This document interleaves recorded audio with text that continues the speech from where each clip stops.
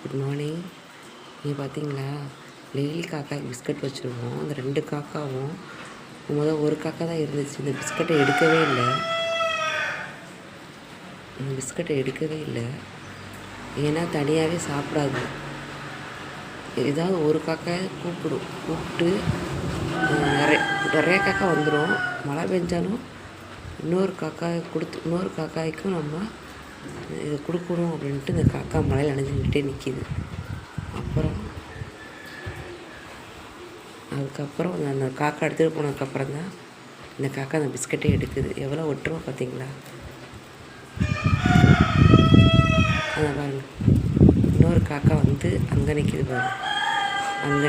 எல்லா காக்காவும் வந்ததுக்கப்புறம் தான் எல்லா காக்காவும் வந்ததுக்கப்புறம் தான் இந்த காக்கா அந்த பிஸ்கட்டை எடுக்குது பாருங்கள். இப்போ நிறைய மழை பெஞ்சிட்ருக்கு.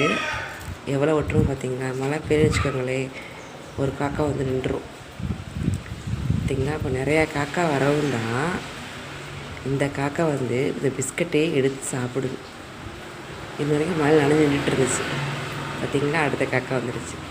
இந்த காக்கா கூட எவ்வளோ ஒற்றுமை பாருங்கள். மழை பெஞ்சும் நனைஞ்சிக்கிட்டே நின்றதுக்கப்புறம் நிறைய காக்கா வந்ததுக்கப்புறம் தான் அந்த பிஸ்கட்டையே அதை எடுத்து சாப்பிட ஆரம்பிச்சு. எவ்வளோ ஒற்றுமை பார்த்தீங்களா? காக்காய்க்கு எவ்வளோ அறிவு பார்த்தீங்களா? பாருங்கள், இப்போ நிறையா காக்கா வந்துடுச்சு பாருங்கள். இங்கே பாருங்கள், ஃபஸ்ட்டு ஒரே ஒரு காக்கா காமிச்சேன்னா அது சாப்பிடவே இல்லை, நின்றுக்கிட்டே இருந்துச்சு, உட்காந்துட்டே இருந்துச்சு. மழை பெஞ்சிட்ருக்கு, உட்காந்துட்டே இருந்துச்சு. அது மற்ற காக்காவை கூட்டிகிட்டு வந்து எப்போயுமே காக்கான்னு கத்துனாலே வந்து அந்த கத்துது. இப்போ தான் இன்னொரு காக்காவுக்கு கொடுக்காம அது சாப்பிடவே சாப்பிடாது. நான் டெய்லி போனிட்டேன். எப்படியும் நிறையா காக்கா வந்ததுக்கப்புறம் தான் அந்த பிஸ்கட்டையே அது சாப்பிடுவாங்க. எவ்வளோ ஒற்றுமை பார்த்திங்களா? அந்த காக்கா ரொம்ப அறிவுங்க. எனக்கு பிடிச்ச பறவை எல்லோரும் மயில், புறா அப்படி சொல்லுவாங்க.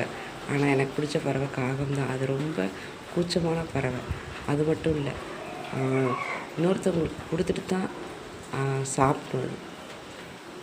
அப்படி ஒரு நல்ல மனப்பான்மை கொண்ட ஒரு காக்கா. நன்றிங்க, வணக்கங்க, தேங்க்யூங்க, பாய்ங்க.